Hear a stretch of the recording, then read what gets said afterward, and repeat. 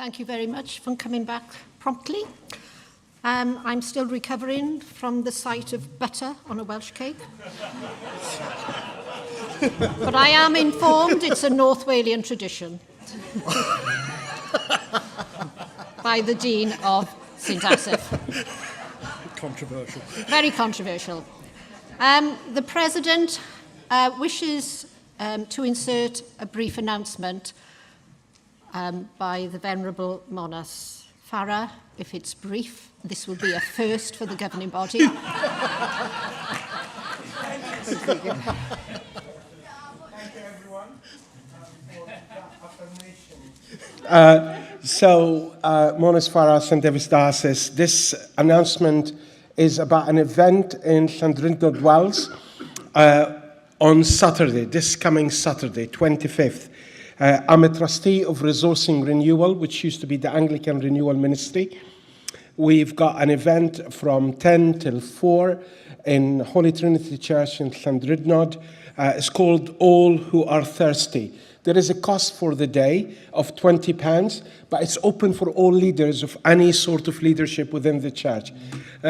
My colleague Matthew Hill and myself, we always talk about church growth and renewal, and we both speak about, for that to happen, we need to renew it from all the elements of the church. So the Anglo-Catholic and Evangelical Charismatic, and to be open, to be renewed from both sides. So this is an invitation for everyone to come. If you go to Resourcing Renewal website, you will be able to find it, to find the notice there. It is also on the on my Facebook page and in the Diocese of St David's Facebook page. 25th of April, 10 till 4 at Llandrindod Wells, Holy Trinity Church.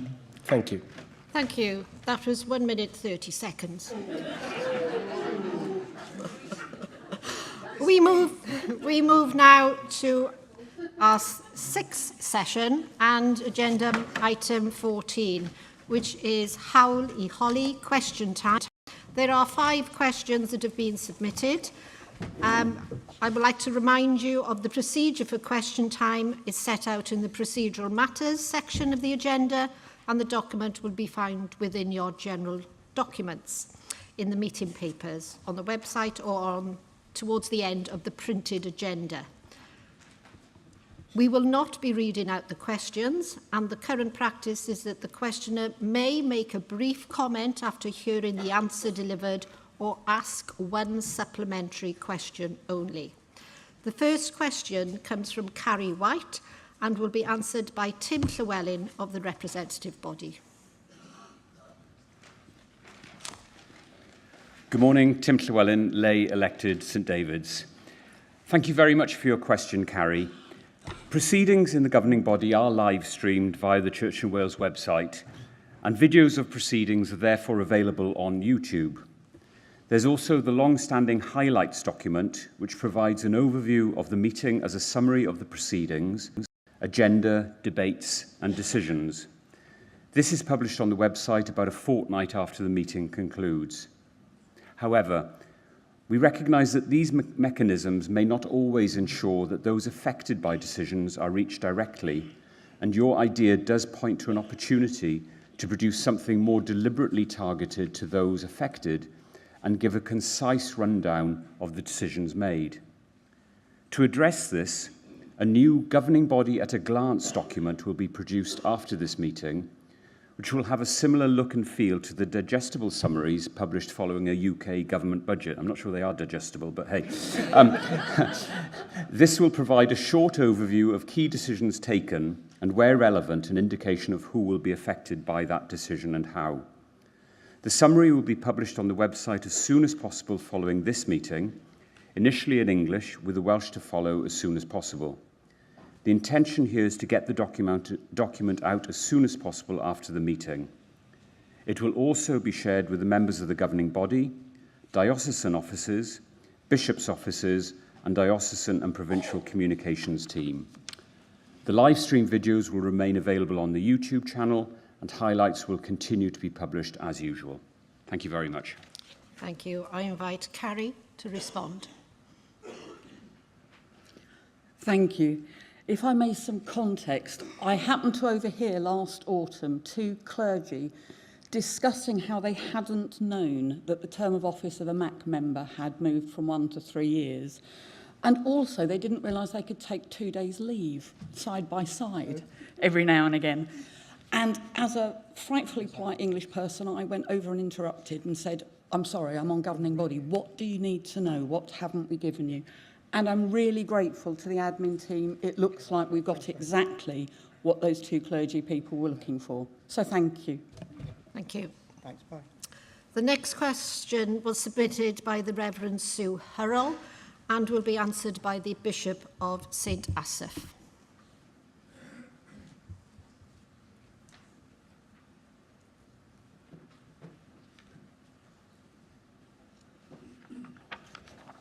Gregory Cameron, Bishop of St Asaph, speaking on this occasion as the Deputy Chair of the RBHR Committee. The maternity policy of the Church in Wales Clergy Handbook gives qualifying clergy enhanced maternity pay at full stipend for 18 weeks, with an entitlement to further statutory maternity pay, currently £194.32 a week, for weeks 19 to 39 of any further maternity leave. Any changes to the statement of clergy terms of service, of which maternity pay forms part, would be made at the representative body, but in accordance with the Clergy Terms of Service Canon 2010, could only come into effect once approved here by governing body. These existing provisions go considerably further than the statutory entitlement of 6 weeks full pay, although our questioner is quite correct in stating that a majority of dioceses in the Church of England offer higher levels of enhanced maternity pay. The recommended national baseline is 26 weeks full pay, and some dioceses are now offering 39 weeks full pay. There is also a particular issue where clergy become pregnant shortly after commencing stipendiary ministry in the Church in Wales, either because they're recently ordained or have been serving previously in another province. While the current policy provides pay equivalent to statutory maternity pay, regardless of length of service, even where that statutory maternity pay is not reclaimable from the government, enhanced maternity pay at full stipend is only paid when a cleric has been serving in stipendiary ministry for 12 months prior to becoming pregnant. The way our polity works, it would be legally possible for any individual diocese to decide to enhance maternity pay for its clerics for itself. But I recognise that it would be far more preferable to adopt a uniform approach across the province. The HR Committee stand ready to explore possibilities for enhancing our provision to support clergy and their families. And additional costs in any changes in maternity leave would be borne by the diocese. So the HR Committee would need to consult with them before proposing any particular changes. Areas that could be explored are an enhancement of the number of weeks paid at full or part stipend, extending the totality of entitlement to all clergy regardless of length of service, and whether shared parental leave should be paid at the enhanced rate. Consideration would also need to be given as to whether any enhancements to clergy entitlements in this area should also be reflected in amendments to the RB's policies for its own employees. But the good news is the HR Committee, the Chair assures me, is prepared to have that initial discussion. Thank you. Reverend Sue Hurrell has the opportunity to respond.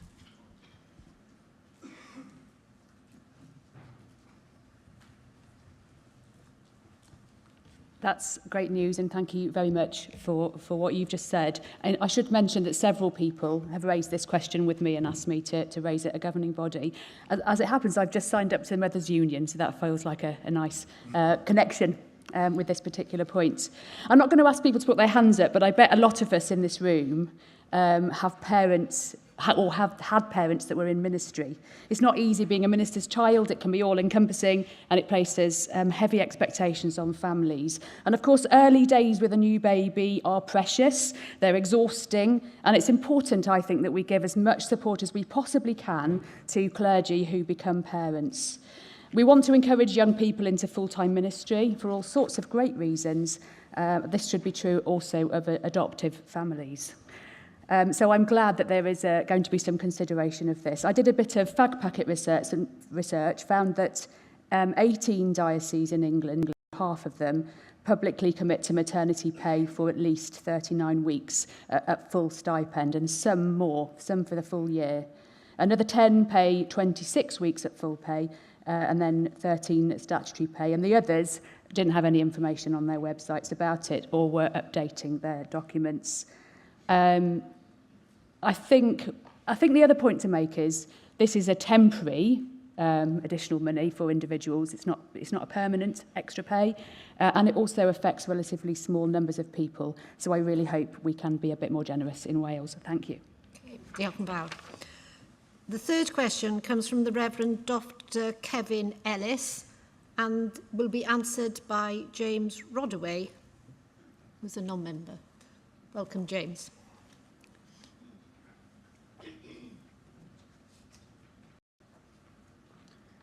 James Rodaway, Director of IT and Programmes, Representative Body. Thank you, Reverend Dr. Ellis, for raising these important points regarding the membership app and its use within the Diocese of Bangor and beyond. We fully recognise the significance of enabling respondents to complete attendance returns in their preferred language, whether that be English or Welsh. We are working to ensure the app supports both languages seamlessly, providing Welsh speakers with the same ease of use and sense of belonging as their English-speaking counterparts. A Welsh version of the membership app has already been developed and is currently undergoing thorough checks to ensure the accuracy and quality of the Welsh translation. This will further facilitate Welsh-speaking congregations in Bangor and beyond to engage fully in church life using their preferred language. We expect the rollout in this bilingual functionality in the immediate future, and we will keep all dioceses informed of progress and timelines. Regarding the Welsh tick box, you are correct. This can be selected for Welsh medium services, i.e. services conducted wholly or partly in Welsh. We appreciate that bilingual worship is the cherished norm in many congregations, and we've already added the ability to record bilingual services in addition to English and Welsh, so that the richness of worship traditions is accurately represented. We will be working across all dioceses to gather further feedback from clergy and congregations to help us refine these features and to best serve our church community. Thank you. Thank you. Reverend Kevin has a right to respond if he wishes. You do not wish to, thank you. The fourth question was submitted by Dr. Heather Payne and will be answered by the Archbishop. Thank you, Chair.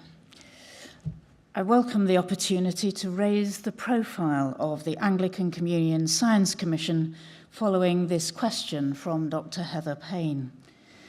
By way of background, the Lambeth Conference in August 2022 made a commitment to respond to the call to integrate the knowledge of science with our faith and lives. The calls, networks, and commissions of the Worldwide Anglican Communion are ways of the provinces responding together. The Church in Wales is in good company in this work in faith and science. An alliance of 40 global faith leaders issued the following powerful call in October 2021. I quote, "Faith and science are essential pillars of human civilization with shared principles and complementarities. We must address the challenges we face in daily life using the God-given knowledge of science and the wisdom of religion to know more and to care more."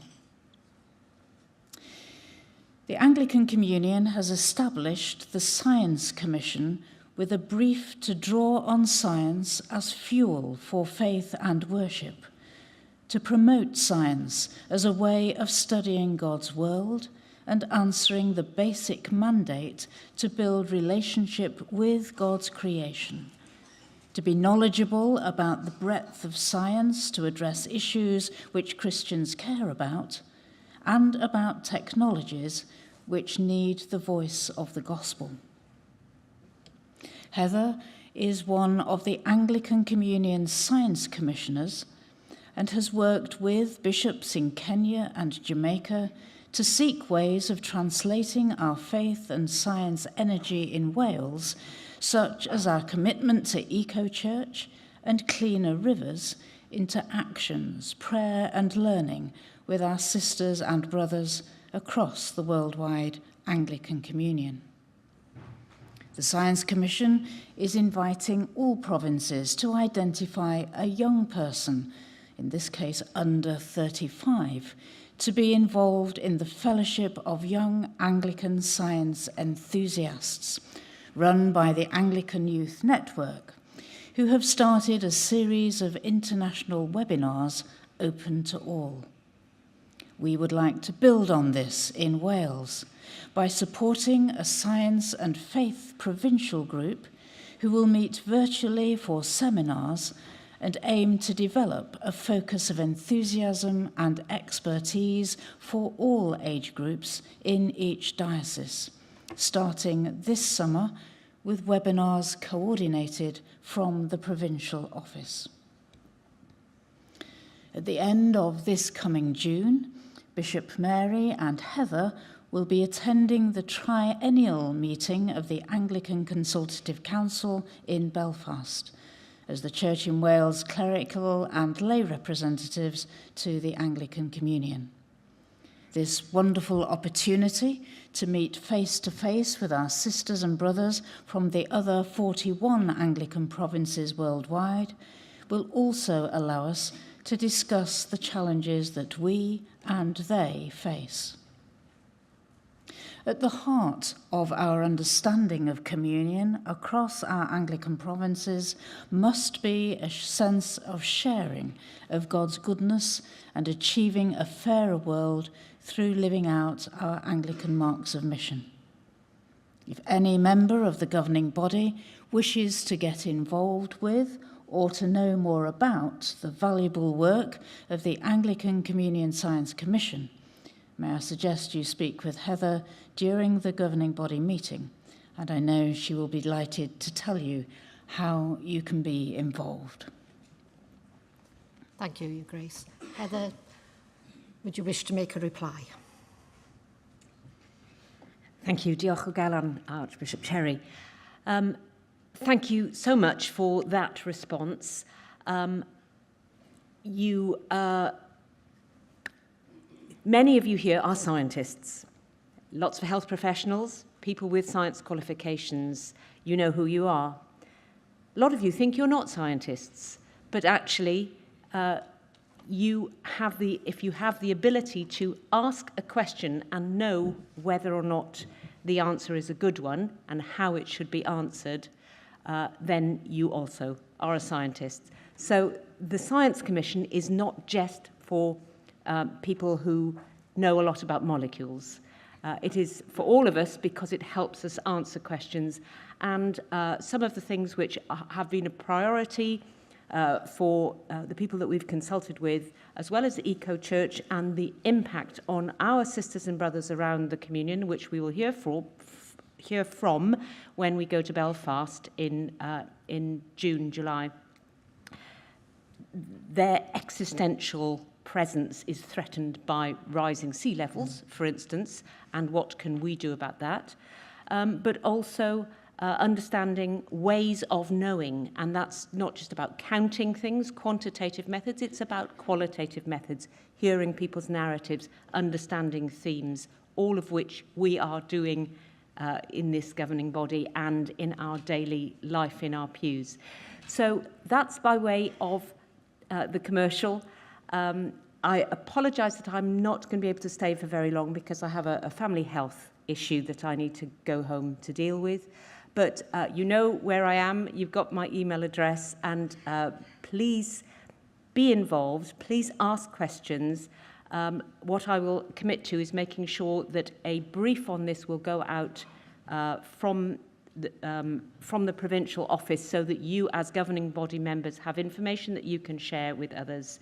And just to say that the next issue will be a meeting in May of the young science enthusiasts from around the world, which I'll be talking around ways of knowing and how we use different sources of knowledge as a fundamental to understanding things like artificial intelligence and the other things that we would do.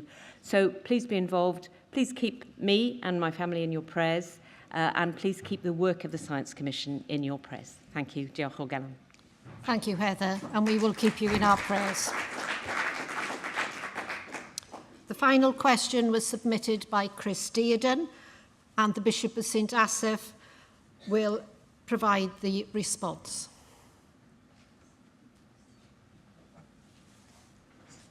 I think I'll come and stand at this lectern for a change. I'll stick my neck out and say the short answer is yes, Chris. However, the weekly celebration of the resurrection of our Lord on the first day of the week has anciently been seen as taking precedence over any commemoration of the saints, even one as illustrious as our patron saint. In all such cases, it is normal for the Saint's Day to be celebrated on the next available day. St. David's Day in the Welsh calendar is a Class 2 Saint's Day, which means that it ought always to be celebrated every year. With the decline of weekday Eucharistic celebrations of St. David's Day, however, it has become quite common practice for churches in the province to decide informally to transfer any major Saint's Day to the Sunday. And I suspect that is already happening in some of our churches with respect to David. As Chris has stated, however, a double commemoration on a Sunday has precedent. And he is quite right in saying that Dewi Ddyfrwr, David the water drinker, was famed for his asceticism. And in fact, the readings already set for St. David's Day have a significant Lenten quality. It may be argued that adding an element of commemoration of David into the Sunday ahead of the 1st of March is a minor liturgical variation of the kind already permitted. However, it seems sensible to ask SLAC to take a look at the question, to consult and to advise the bench. Only recently, the bench approved a variation whereby when there's a clash between St. David's Day and Ash Wednesday, we would transfer St. David's Day to the Tuesday rather than the Thursday with its more Lenten overtones. This was a change that was undertaken in conjunction with the Roman Catholic Church, and therefore an ecumenical and national action, which creates a good precedent for looking at these current matters. I'm sure that the bench will keep the questioner and governing body informed. Thank you very much. Diolch yn fawr. Chris, would you like to reply? Chris Dearden, elected member of the Order of Laity, Bangor Diocese. Bishop Gregory, I think, just gave me a one-word answer, perhaps. So here's a one-word response. Diolch.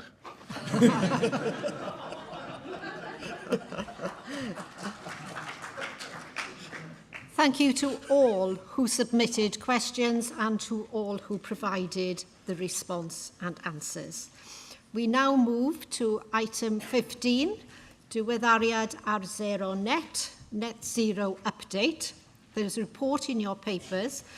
The Reverend Canon Justin Davis, Chair of the Environment Hub, will introduce the update.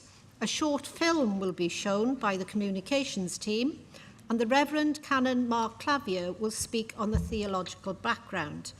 Mr. Alex Glanville and Mrs. Julia Edwards, both non-members, will also take part in the presentation. There will be an opportunity for members to ask questions and comment at the end of the presentation. Canon Justin. Archbishop, Chairman, Reverend Canon Justin Davis, Co-opted Cleric, Swansea and Brecon. Thank you, Chairman, for your introduction there. Governing body. In 2021, a motion was brought to this body by the then Bishop of St David's, which sought to declare a climate emergency and commit the Church to a journey towards a net carbon position. That motion was carried overwhelmingly and acknowledged that an urgent and rapid response to global warming was necessary, and requested that the representative body prepared an action plan on how a net carbon position could be achieved by 2030, or as soon as practically possible thereafter. As you've heard, I chair what we know as the Climate Change Hub, the group that meets regularly to share good practice and promote activities right across the province that seek to meet the aspirations of that 2021 motion. And I'm very pleased to be able to present this update to you today, to update you on that journey that's being undertaken and demonstrate the wide range of work that is going on right across the province. Earlier this year, we held two conferences, one up in St Asaph at the Cathedral and then one down in Llandaff. I was unable to go to St Asaph due to illness, but at the Llandaff conference, Reverend Canon Mark Clavier, Canon Theologian at that time, Diocese of Swansea and Brecon, now on a journey towards being both vulnerable and venerable, did a presentation on the theological background of the work, which went down really well and was one of probably the most commented on sections of our day's work. So I'm delighted to be able to ask Mark to come forward now and just give us briefly an overview of the very basic theological elements of why we are doing what we are doing and where that original 2021 motion came from. Mark will be followed by Julia and Alex. I'm very grateful to the work that Julia and Alex do from the representative body in undertaking the hard tasks of making sure that our net carbon journey is taking place and is on a route to the future. Without them, very little would be achieved, and at times I think they feel that they are just crying a little bit in the wilderness, but they are not. They are achieving an awful lot, and I just want to give credit in front of you today to what they both do. So, if I could hand over to Mark, please.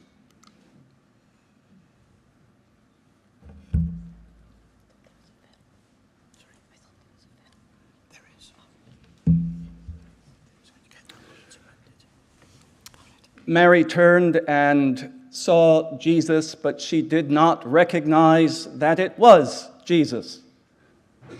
Perhaps to get up as a 16th century Dutch gardener is what threw her off.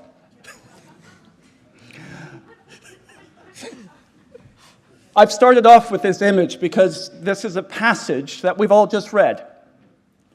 It is the one that we had for Easter, and it's a beautiful passage in which Mary finds herself in a garden on the first day of the week, and there she encounters someone she thinks is a gardener. One of my great heroes, Lancelot Andrewes, of 17th century bishop, preached a wonderful sermon on this, in which he makes the case that Mary was not, in fact, mistaken. That Jesus is the gardener. That Jesus is the gardener of the new creation. He is the gardener of the old creation. And he is the gardener of our hearts. And I think to properly understand what our vocation as Christians is to God's good creation, we have to start off with that image of Christ as the good gardener. And to understand why he might be mistaken as a gardener, we have to go all the way back to Genesis. And I always love starting off with Genesis 1 when talking to Anglicans, because it's guaranteed that everybody here will have at least read chapter 1. Maybe by chapter 3 we decided, no, let's move on to the Book of Common Prayer.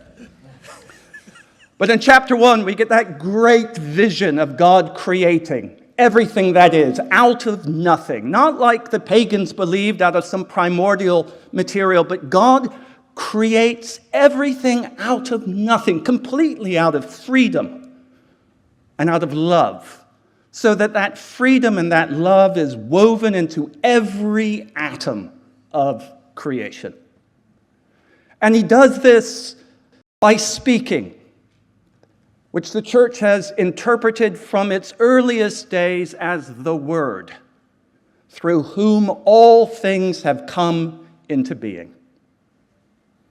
And God said, "Let there be."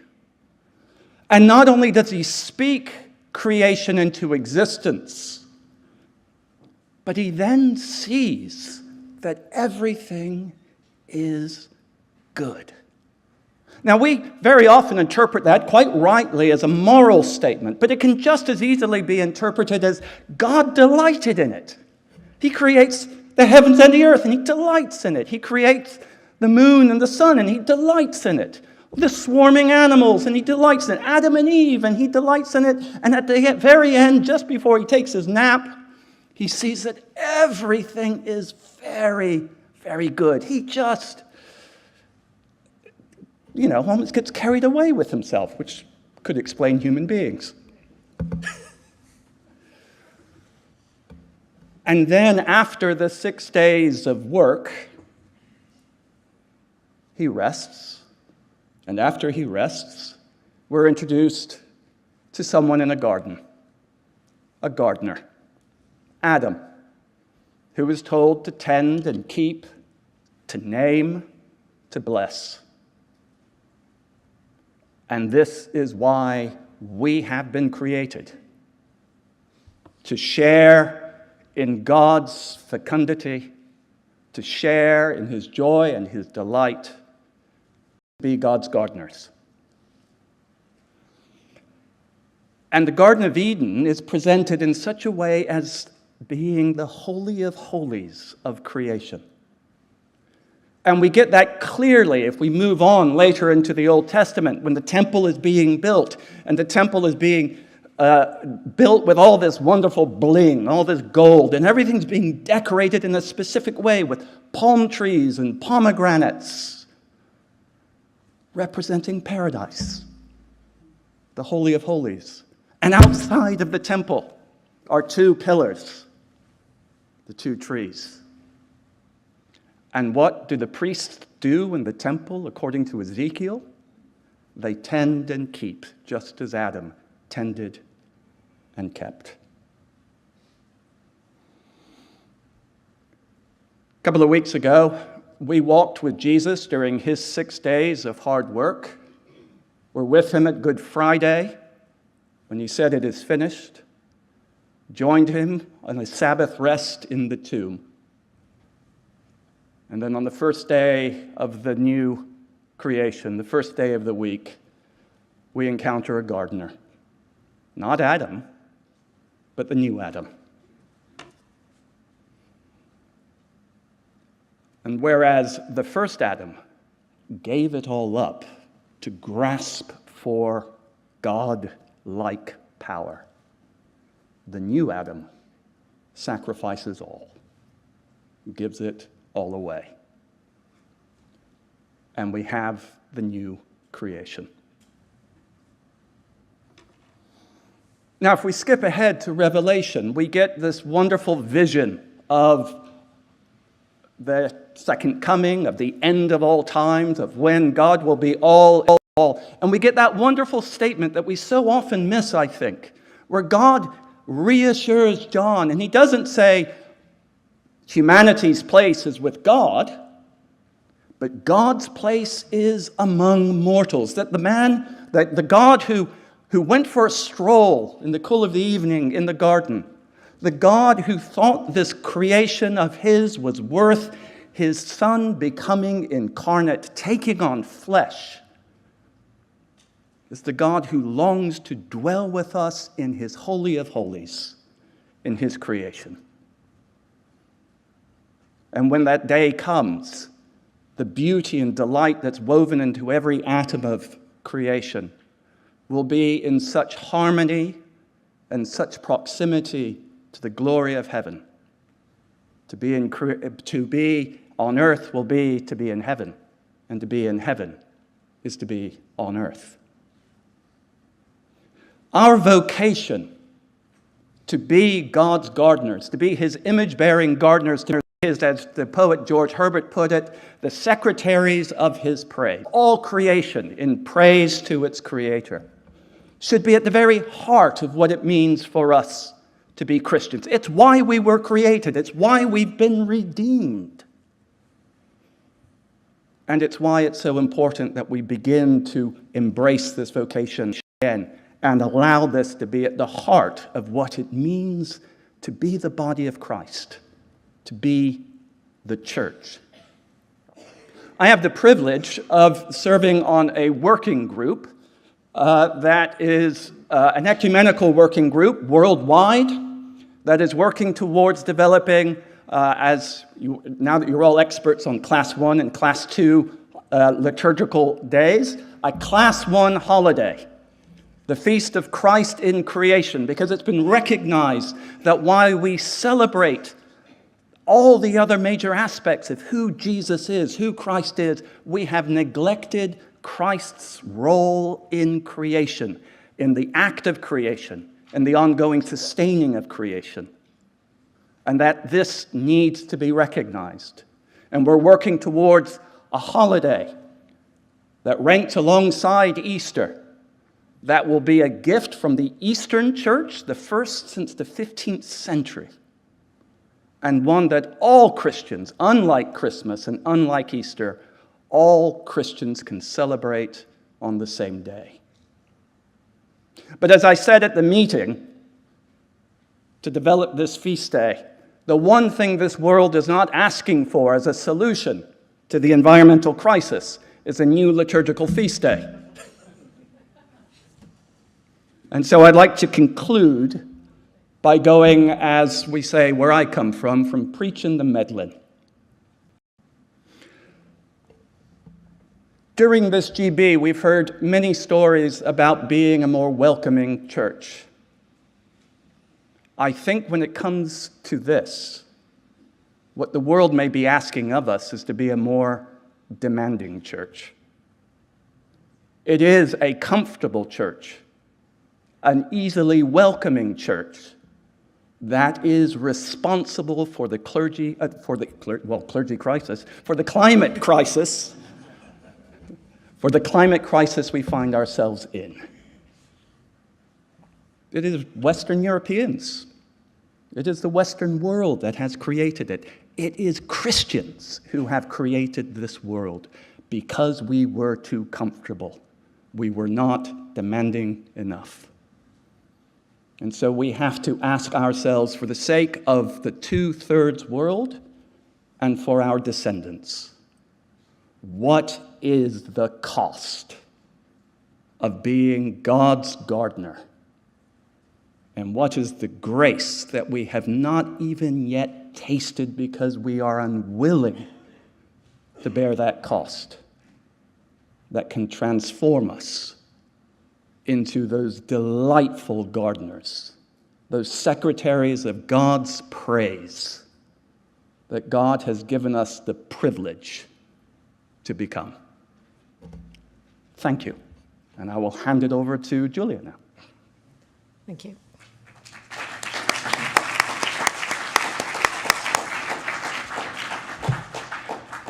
Thank you. Julia Edwards, Director of Climate Change, representative body. And what we hadn't arranged, we decided to balance here in terms of presentations, but we hadn't worked out how to hand over slickly the click. So thank you. Now, what we have is basically an introduction. Why? Why do we need to do this? Why it underpins all that we are and believe. But of course, we need to see this in action. And what better way? We've already had reference to Eco-Church. It's one of the successes, one of the tremendous, phenomenal successes of our action, putting our faith and eco matters into action. So let's start by having a brief showcase of why it matters and what we can do about it.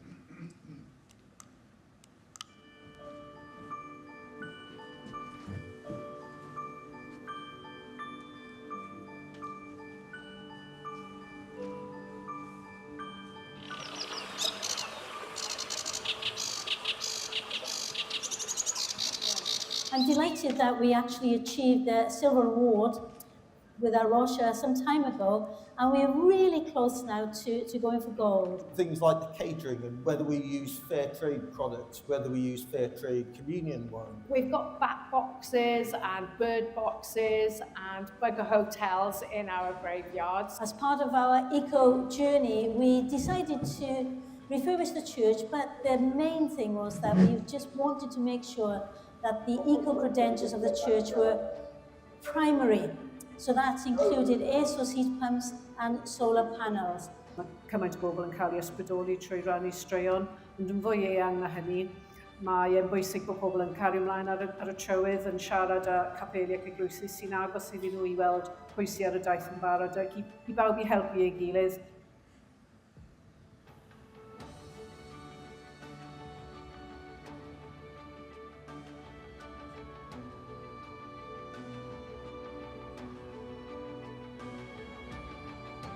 We've been having some experts in how we can zone different areas of the building. So over there's our cafe, and how can we just reduce the amount of lighting and heating we put in there? Getting volunteers and gathering people together, whether they're of faith or no faith, just making community, hopefully creating something of beauty that people can come and be a part of. Today we've had a Leavers Eco Activity Day for Year 6 children from Fordham and Montgomery church schools, and we had a group that were actually making a pond, so they were all participated in making something again that will actually put a little plaque up to say who made this pond as part of their eco journey.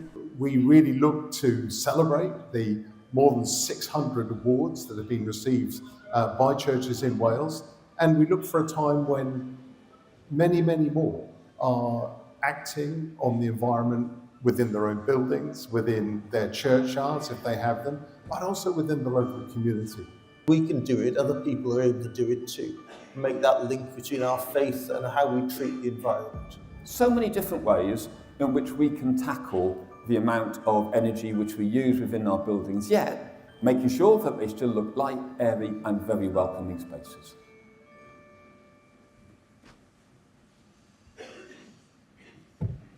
Just some of the examples of Eco-Church in action, our faith in action. And of course, you've seen Eco-Church, and you know of Eco-Church, and you've heard of Eco-Church. Have you actually looked at Eco-Church? Have you looked at their website? A Rocha UK, the conservation charity, the Christian Conservation Charity, have got a fantastic website of resources, because we're not doing this on our own. There's assistance there. There are straightforward publications on all matters imaginable. in English and Welsh. Every step you can have assistance. It's there. And so, please, I urge you to have a look, because you can put it in your own local context. Now, the next slide I want to show you, I want to have a look at this, and I hope it will excite you as much as it excites me. Aha, it's a chart. Oh no, turning us into scientists. Well, yes, but I think, where else can you see a chart linked to church like this? There's exponential growth here in registrations of EcoChurch, in the awards of EcoChurch. Phenomenal, I think you could use. Phenomenal growth. And I want to point out especially that over the last 5 years since our declaration and your commitment to net zero, we've had phenomenal growth, 5 years. Unbelievable. And I commend everyone who's involved in that. But I think we can keep going. We can certainly keep going. Now, that's a chart, so you don't get excited by it. Well, okay, some people do, I know. And what you find, we can go down to the local, as you saw in that video. This was our first gold award. St. Peter's, Llanbedr DC, a rural small community, achieved the first gold. But of course, as you already noted, we've got 7. Wonderful. But of course, a small community saying, well, maybe it's easier if you've got few. Yes, maybe. But that's our first silver cathedral. One of many. One of many. You can have it at the church level, you can have it at cathedral level, you can have it at the diocesan office level. We're all part of this. It's all part of us. We all need to play our part. And you say, well, okay, yes, but EcoChurch is all about filling out forms. EcoChurch is about real change. Real change. And that's what we're after. Now, everywhere, virtually everywhere, there is an EcoChurch awarded registered church. If yours is, fantastic, keep going. If yours isn't, reach out to someone who is and say, can you help? It's all about collaboration because we are in this all together. How can we work better together to demonstrate that we are those gardeners? We are concerned about our planet, and we show it. We show it. And I'm sure if you go and think of your own context, you will have many of these activities, and maybe you hadn't joined the dots. You go into the front porch, and there'll be a book swap, or a seed swap, or a jam sale, or someone's busy selling greeting cards for some cause or concern. All relevant. You have a notice board up. You actually ooze eco. You tell others. You shout about it. Because if you go into a church that's proceeding and successful in EcoChurch, you know it. They're enthusiastic. They're engaged. They've got that joy and delight in all they do. They're outward focused. And they're the hub of the community. You might say, I'm not sure what that wicker basket is. Well, we had bat boxes, swift boxes, bird boxes, hedgehog boxes. Think how we do this. Think how we heat the people, not the building, in terms of knitted blankets, quilted blankets, long coats that you share? Practical ways. Are you a warm hub? Practical ways.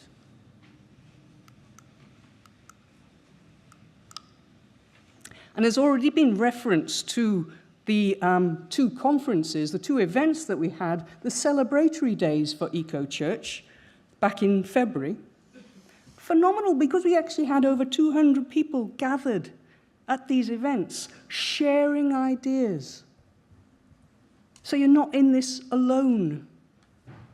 Because yes, you can go out and visit individual churches, but gathering them together, it feels we're a network, we're doing this together, which we are.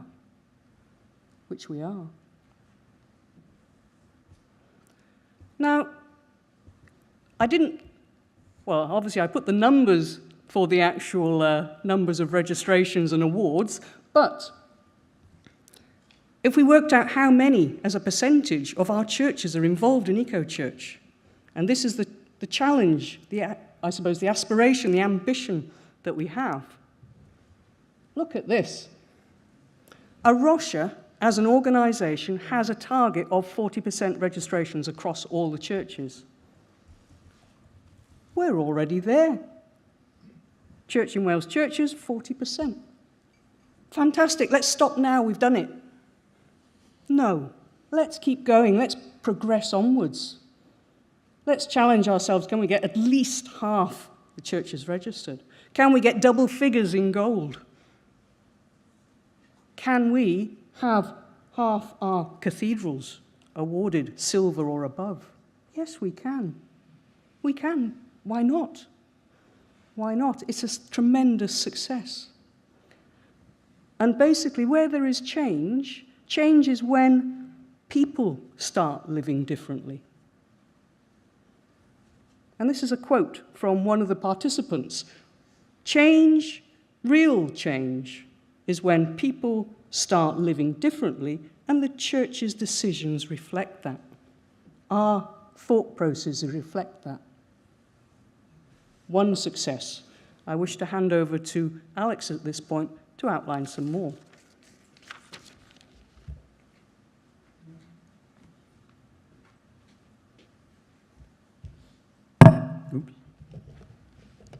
Alex Glanville, Director of Property Strategy at the RB.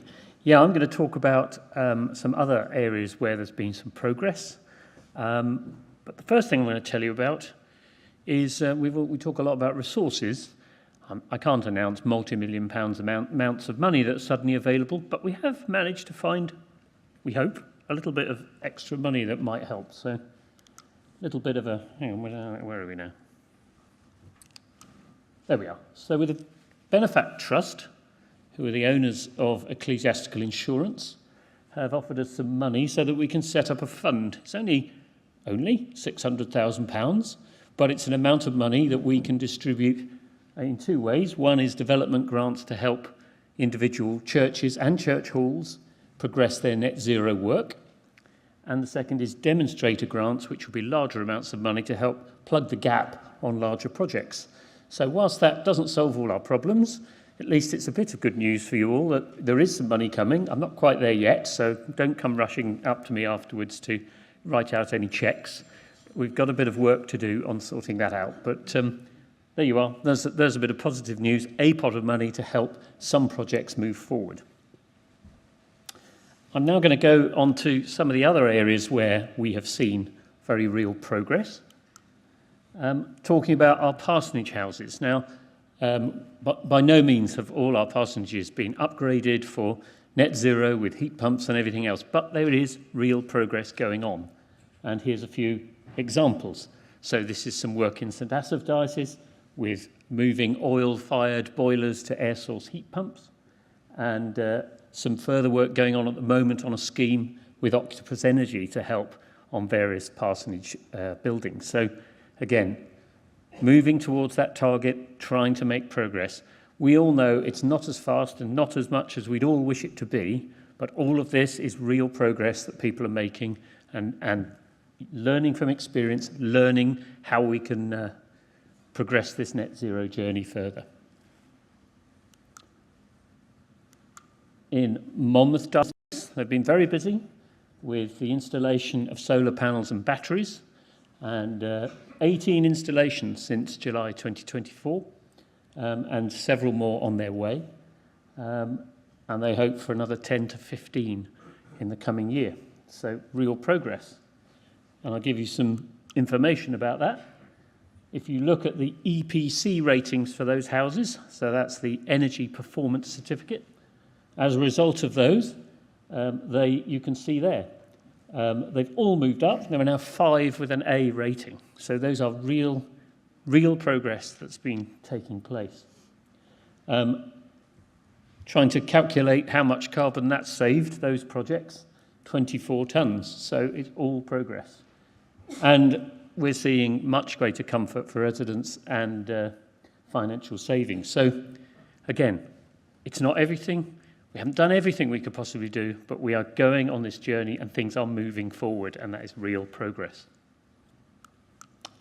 Another project I'd like to tell you about, and there's 1 or 2 flyers on every desk just about this, is a project that we're working on with Caring for God's Acre, the charity that looks after and cares about interest in our churchyards.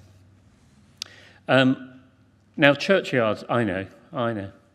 We all think, oh, don't ever take a parish with a churchyard, it's a nightmare. Well, they are difficult. Look, there are responsibilities and maintenance things that go with that. But they are also fabulous opportunities if things can be organised and arranged. So, and these are, often a churchyard is the only place left that hasn't really been ploughed or turned over or sprayed, and are often seed banks for amazing a variety of plants, and etc. So this project that has got some initial lottery funding is intended to work out ways in which we can help every single churchyard, if possible. So the idea here is that it's going to be a project that develops new ways of supporting local churches with looking after their graveyards, both for biodiversity, but for community use and all the other things that can happen in our churchyards. There's an initial phase, the 2-year phase, where they'll be developing this. There'll be 50 pilot projects going on to look at different ways in which churchyards can be managed positively for the environment, positively for communities, engaging new people, engaging new ways of looking after these areas. Because it's a really important thing that we find, for our own sake, new ways of looking after these churchyards, but also it's a really important thing for the environment that we do that well. Massive opportunities. 1,200 nature reserves spread across Wales. Think of that. Because effectively that's what we have. So we hope, once they get through this phase, that we will move to a 5-year project. Signs are good from the lottery that they would help us. So that will involve, so this first phase involves consultation, ecological surveys, you can see it all there. So these looking at pilots, trying to develop, trying to check what methods we could do, what support we could put in place in the 5-year project to really support the care of burial grounds and churchyards. And then once that 5-year project happens, there will be project officers, we hope 1 in every diocese, to support you people looking after churchyards, helping you find new ways of doing things, bringing new people in, community consultation, all the things we need to do to try and find ways to manage these things positively and helpfully. So lots of opportunities, and we're quite excited that this project could give a really positive. When I'm talking about this with everybody, I keep saying we have to turn this liability, we always talk about churchyards as liabilities, into assets, and they can be if we can put in place the right support to help you do that. Oh, there we are. Back to you.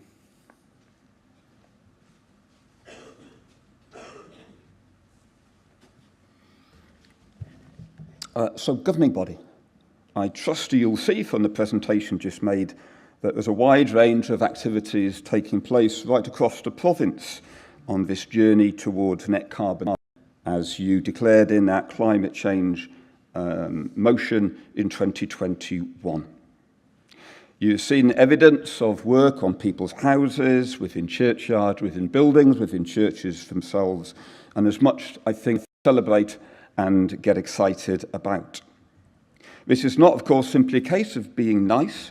The net carbon journey recalls us to who we are, God's people dwelling in the creation made for us all in love, as Mark brought our attention back to again.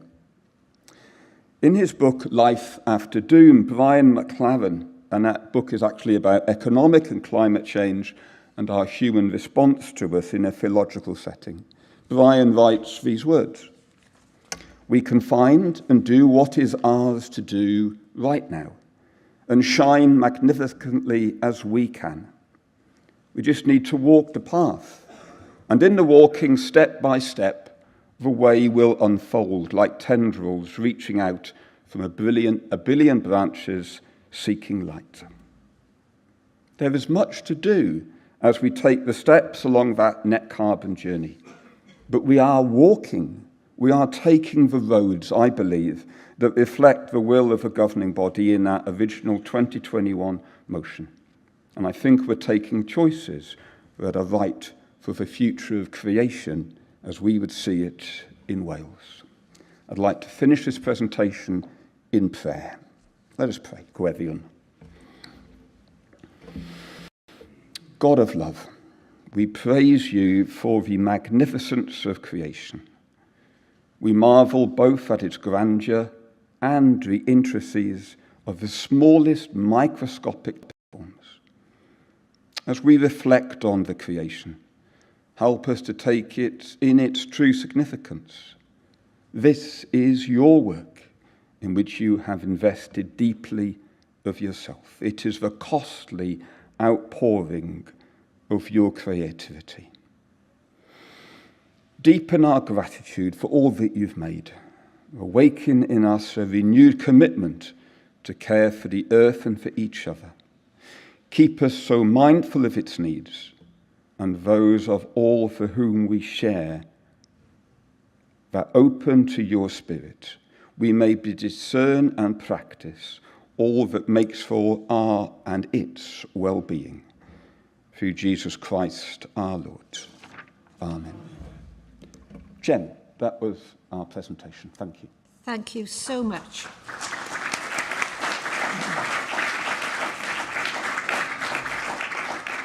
I'd like to thank Canon Justin, Canon Mark, Julia and Alex for that wonderfully inspiring presentation.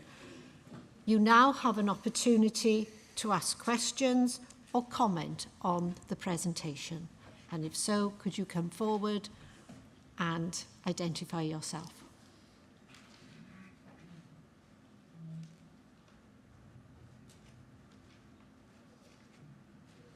Thank you.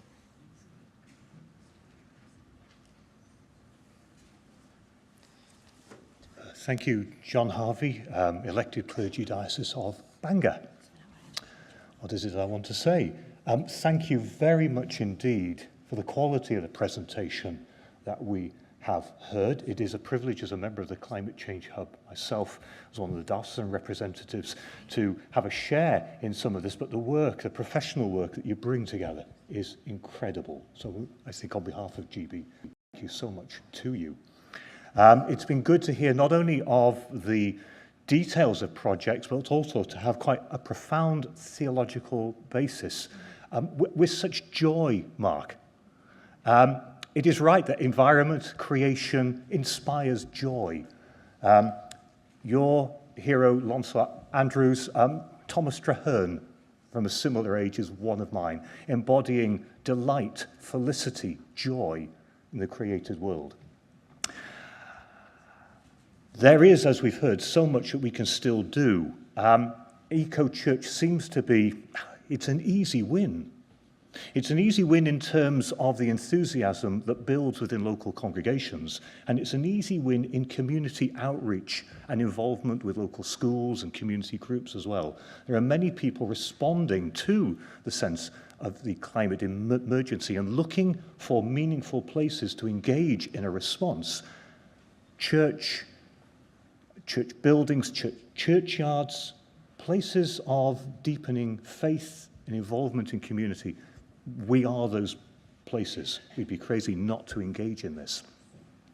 But I suppose just a final comment, though, of course, we're in an ever-changing political world. In a few weeks' time, there will be the elections for Senedd. We are well aware of, let's name it, cynical, anti-scientific voices hoping to utilize our sense of frustration with the way the world is and targeting net zero as some kind of bogeyman. It is right that we do not direct people in the way that they should vote, but it is right that we, in our Christian faith, highlight the values and the faith, the direction that Christ leads us. What did you say, Mark? From preaching to meddling. Yeah.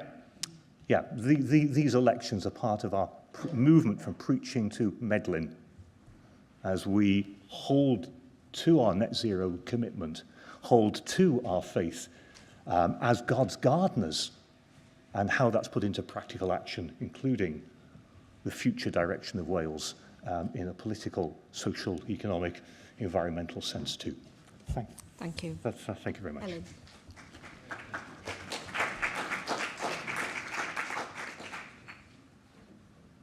Pranawda, Chair Archbishop Cherry, Helen Biggin, co-opted lay member.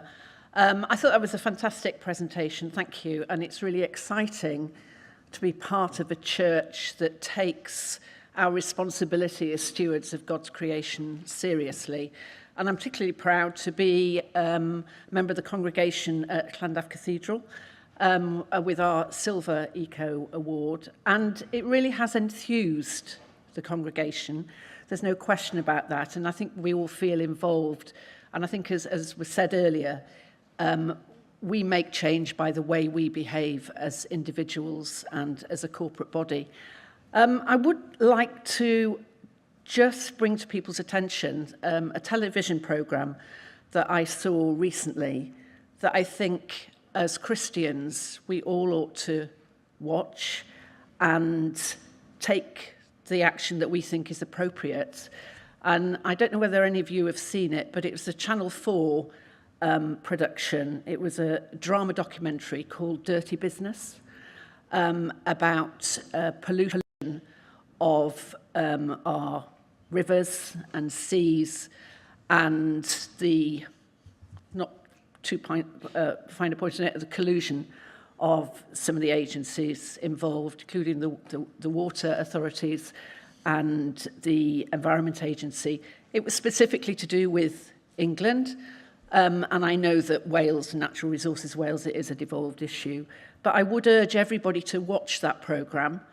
It is absolutely shocking, and I think it's a call to action for us as Christians, as citizens, as members of our church to take the appropriate action and make our views on that known. Thank you. Gethin.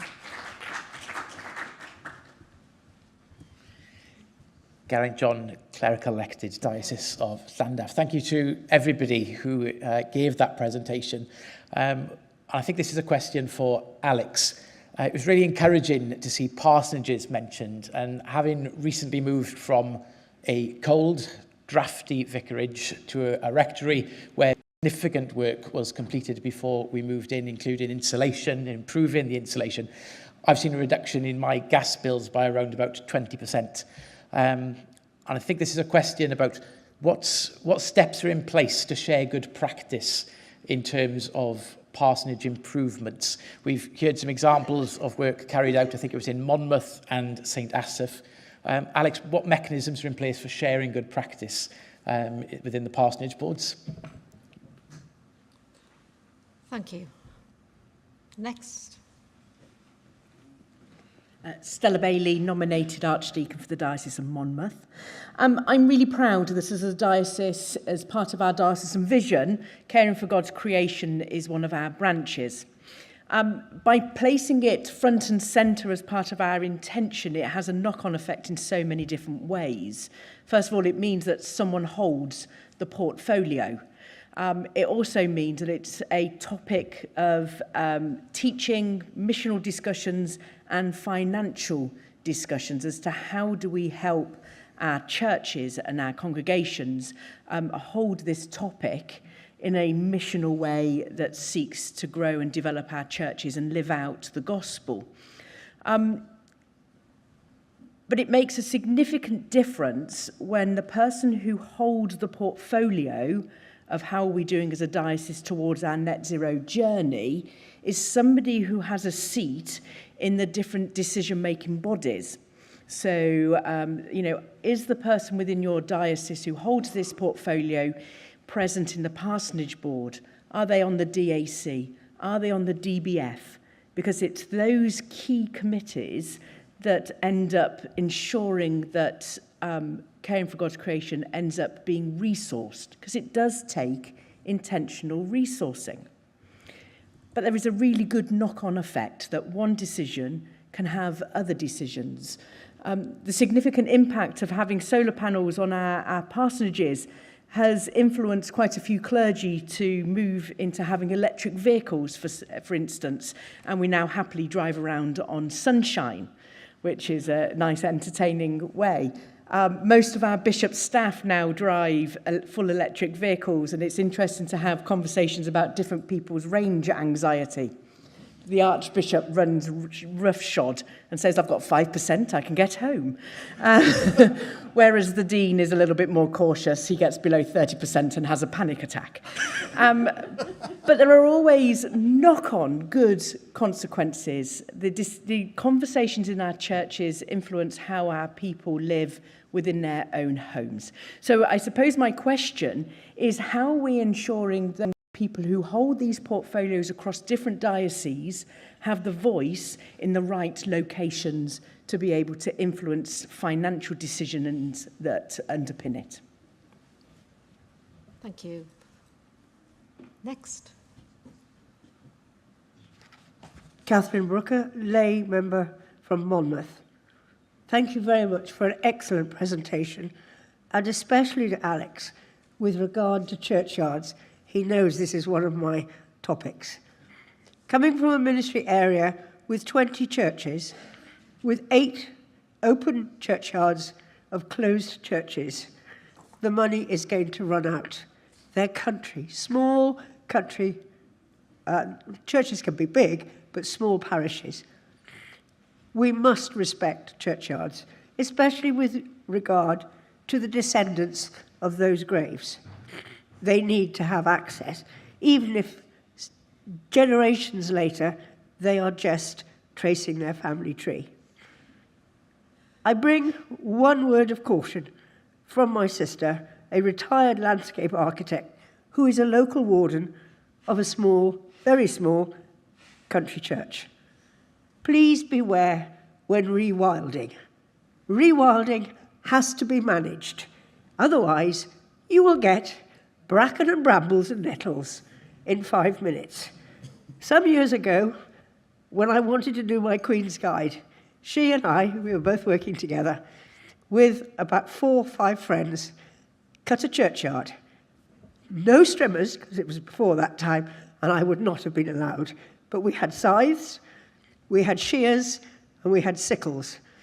And I'm pleased to say that that churchyard still looks reasonably good today, although I did notice on Easter Sunday some bracken and brambles creeping in. Thank you very much. Thank you. And our next contributor. Ian Black, nominated Dean of Newport and named and shamed for range anxiety. And my, I thought it just died on me. I've got battery anxiety for my computer. There you go. I'm going to need to lie down in a darkened room in a minute. There's right at the end of the document that was supplied with a part of our agenda papers, there's point 6, which has the first line of it is the bit that I just want to pick up on, and that is declare publicly that responding to the climate emergency is ever more urgent. And we are living at times when there are political parties standing in the election that we're going to vote on in 3 weeks' time, which are denying that. We have a President of the United States who thinks this is rubbish. By declaring publicly that responding to the climate emergency is urgent, we are making a political statement. We are making a prophetic statement in our care of creation, in our love for creation, in our responding to it. This is our Christian faith in action, and it hits the road. The rubber hits the road of my EV on that in our politics. So I would urge us to declare publicly that this is not a fairy tale, a made-up myth, false news, but real. Thank you.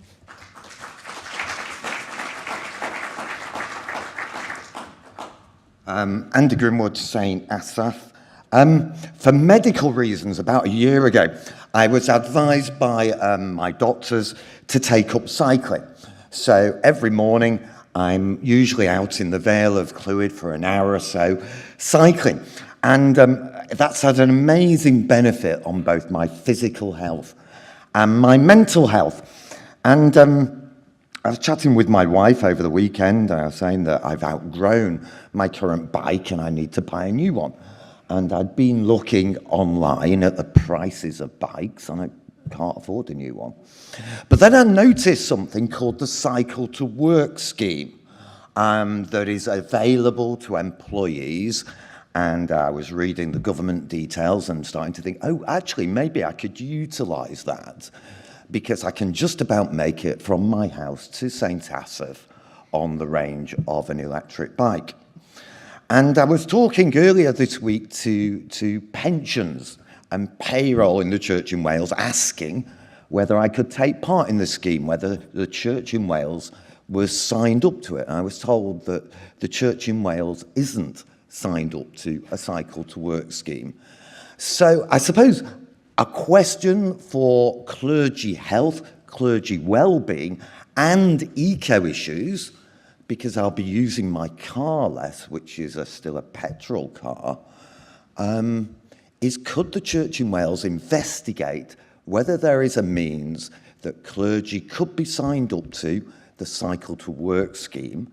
And if it is, could I encourage clergy to actually think about taking up cycling? It's good for your physical health, your mental health, and your eco-health. That's just a request, a plea to maybe HR. Is there a way clergy could be signed up to Cycle to Work, please? It'll save me a lot of money. Thank you. Yes. Would you like to reply, Councillor Justin? Thank you, Chairman. I think there was one specific item for Alex to address, but let me just comment on the rest before I ask him to do that. Thank you to everybody who's responded. It is good to hear that you are interested, and we have brought something today which has caused you to react and to comment. And specifics for Archdeacon Andy, I cycle to work every day in the Minster. So yeah, I entirely agree with you. The effects on your mental and physical health are good, but I think an electric bike is for wimps. So just keep pedalling, mate. Just keep pedalling. Yeah. And sad to lose Archdeacon Hrod. Last time I can say that, Hrod. But yeah, you cycle so much, it's good to see you. But thank you. And I fully support. If you can cycle, do. It is entirely possible to get round, visit people, and do stuff in our ministries by bike. Thank you to John and Helen and Gareth, specific to be answered from Gareth by Alex. Thank you for your interactions with us. Thank you to Archdeacon Stella, who's one of those people who, when she held the portfolio, I think, in Monmouth, did so much to help and promote and interest the wider climate change group in doing what we do, and was very much an encourager. Thank you for your comments. I will have a look at that when we meet again as our climate change group, which is at the end of this month. Just for our final commenters, just before we came to our presentation, we were hearing that interaction about the wider world community, weren't we? and the science items in the worldwide Anglican community. We're not alone in this. We are working as part of that much wider communion of saints right across the world. We need to do this. We need to be people who can look them in the eye and say, yes, we're with you, and we are doing our best to help you as well. So with that, may I just pass over to Alex for that one specific comment. And Chairman, thank you for all of those opportunities. Thank you. Alex. Thank you. Yes. Sharing good practice. I think that's not an unfamiliar idea, is it? You know, good things happen somewhere, and it'd be really useful to know about that. On the specifics of our parsonages and the good practice that's going on around that. Parsonages are looked after by each of their diocesan parsonage and property boards, supported by the parsonage inspector employed by the RB.